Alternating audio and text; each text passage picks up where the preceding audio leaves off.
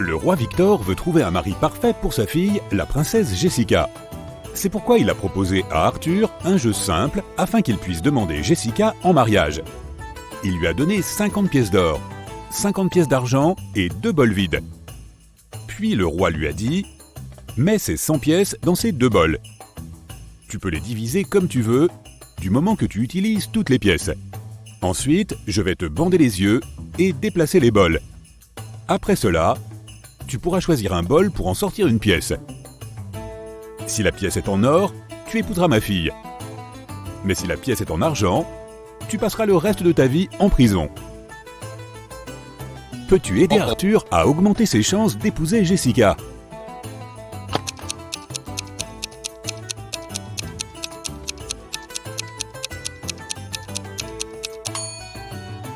Il doit placer une pièce d'or dans un bol et le reste des pièces dans l'autre bol. De cette façon, il aura une chance sur 2 de choisir le bol qui contient une pièce d'or. Mais même s'il choisit l'autre bol, il aura encore presque une chance sur 2 de choisir l'une des 49 pièces d'or. Donc cette stratégie lui donnera 2 chances sur 3 de se fiancer avec Jessica. Josh participe à son premier entretien d'embauche. La personne chargée de l'entretien, Nancy, décide de vérifier son raisonnement logique et lui propose cette devinette. Tu disposes d'un grand réservoir d'eau et de 3 seaux, d'une capacité de 4, 8 et 10 litres respectivement. Tu dois mesurer précisément 3 litres d'eau à l'aide de ces seaux. Comment vas-tu faire ? Peux-tu aider Josh à réussir ce test ?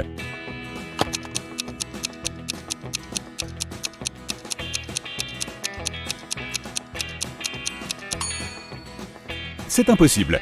L'enquêtrice a demandé à Josh de mesurer 3 litres, ce qui est un nombre impair. Mais elle a offert à Josh des seaux qui peuvent seulement contenir un nombre pair de litres. Donc, il ne peut pas mesurer avec précision. Il y avait un docteur avec des cheveux bouclés qui vivait sur la 5e avenue. Un jour, le frère du docteur s'est marié. Quel est le lien de parenté entre le médecin et le marié ? Garde à l'esprit que frère n'est pas la réponse qu'il te faut.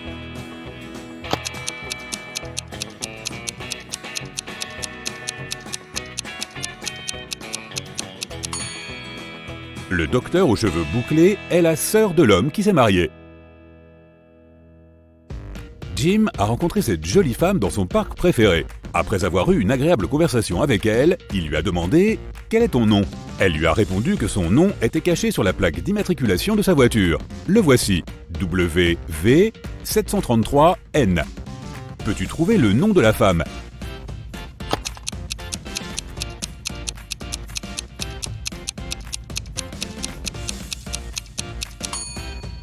Regarde les symboles à l'envers. Le nom de la dame est Nilam.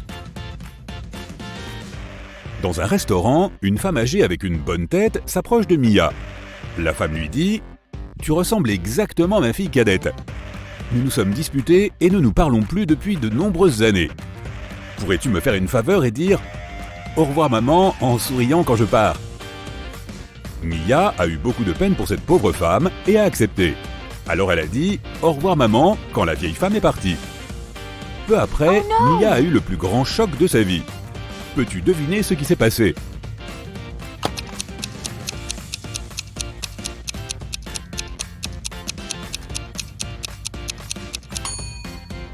Un serveur s'approche de Mia et lui donne l'addition de la vieille femme. La femme avait assuré au serveur que sa fille paierait son repas. Oh non! Nancy a emmené Josh dans la cuisine du bureau. Tu vois quelque chose de bizarre sur la table ?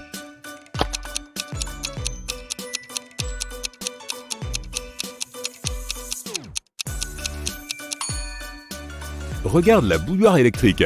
Min et Max sont situés du mauvais côté.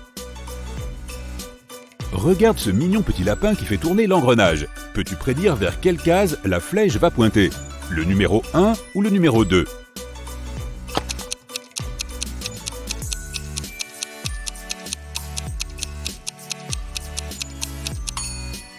La deuxième. Les engrenages en contact direct tourneront toujours dans des directions opposées. Kate et Pam sont des menteuses. Elles mentent toutes les deux à des jours spécifiques. Pam ment les mardis, mercredis et jeudis. Elle dit la vérité le reste du temps. Et Kate ment les vendredis, samedis et dimanches. Quant aux autres jours, elle ne dit que la vérité. Peux-tu trouver ce jour de la semaine où Kate et Pam peuvent toutes les deux dire « Demain, je mentirai ».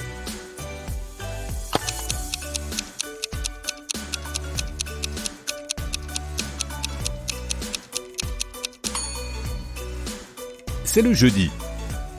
Supposons qu'une fille dit la vérité quand elle dit « Demain, je mentirai ». Elle devra tenir sa promesse et mentir le lendemain. Mais si sa promesse était fausse, alors elle devra dire la vérité le lendemain.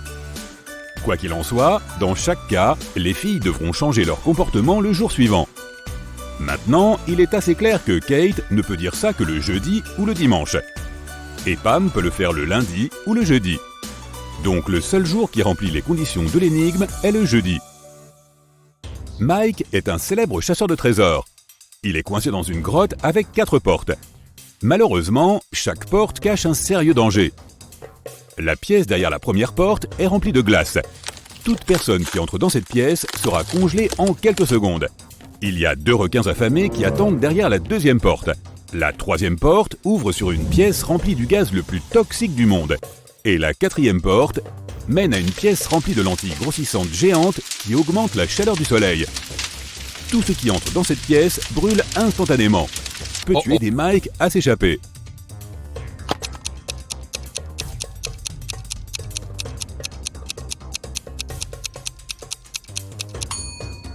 Il peut s'échapper par la 4e porte, la nuit, quand le soleil se couche.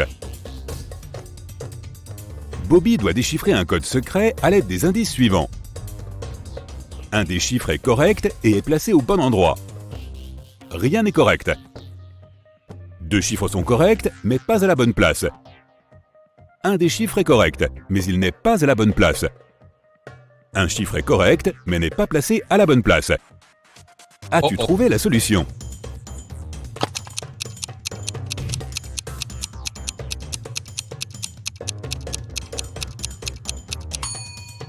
Commençons par l'énoncé 2. Nous pouvons exclure 0, 3 et 2 du code final. Maintenant, selon l'énoncé 3, nous pouvons conclure que les chiffres 1 et 8 sont corrects. Les déclarations 1 et 4 nous aident à savoir que le 9 est dans le code final et qu'il vient en 3e position. Il est maintenant temps d'identifier les bonnes places pour 1 et 8. Jetons un coup d'œil aux instructions 3 et 5. 8 ne peut pas aller en 3e position, car cette place est déjà occupée par le 9. Et il ne peut pas aller en premier, car il contredit la 3e condition. Donc le code correct est 8, 1, 9. Jette un coup d'œil à ces allumettes. Il y a 5 carrés identiques. Peux-tu former 6 carrés identiques en déplaçant seulement 3 allumettes? N'oublie pas que tu n'as pas le droit de les laisser se chevaucher ou de casser les allumettes.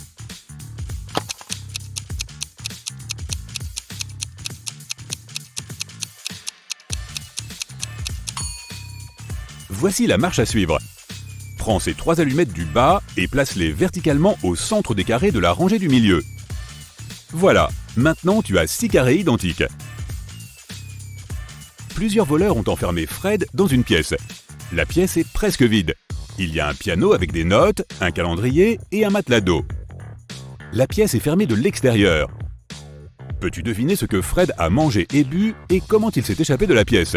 Pour résoudre cette énigme, tu dois absolument sortir des sentiers battus.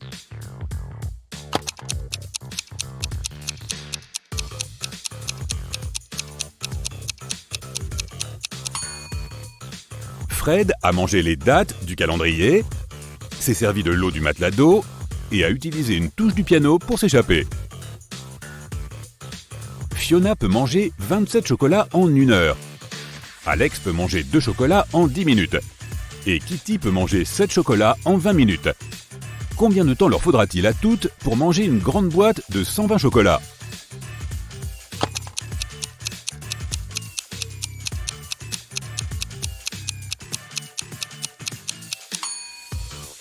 « 2 heures. En 1 heure, Fiona mange 27 chocolats. Alex en mange 12 et Kitty en mange 21. Le total est de 60 chocolats. Il leur faudrait donc 2 heures pour manger les 120 chocolats. Je suis doux et câlin, ce qui apaise ton cœur. Mais si tu choisis mon nom de famille, je vais te mettre en pièces. Je suis quoi?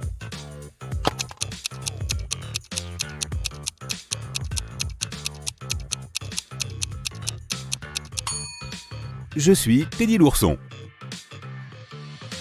Il y a 2 sabliers de sable. Le petit peut mesurer 5 heures et le grand peut mesurer 7 heures. Comment peut-on mesurer 16 heures à l'aide de 2 sabliers qui marchent en même temps?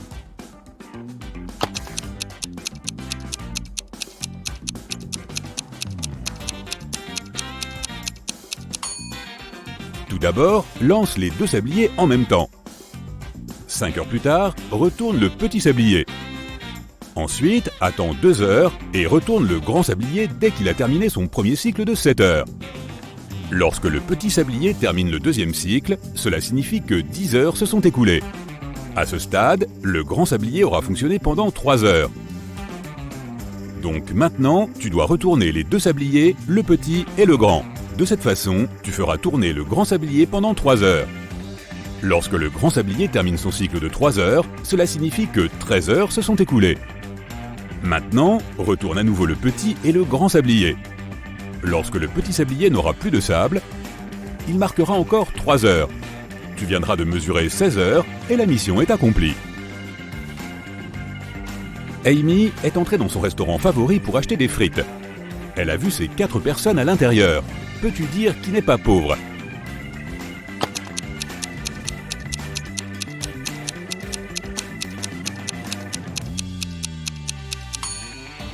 La première dame a un faux sac Gucci. Ce monsieur a un patch sur sa veste. La troisième femme a des fils qui dépassent de son costume. Et le quatrième homme a un tas d'appareils très chers, donc il est loin d'être pauvre. Jette un coup d'œil à ses allumettes. Peux-tu trouver un moyen de faire 3 carrés en déplaçant seulement 4 allumettes?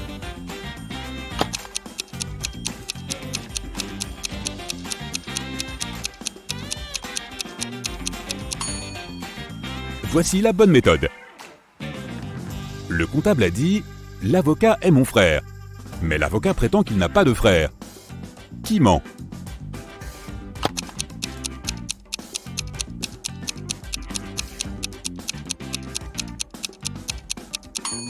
Ni l'un ni l'autre. Le comptable est sa sœur.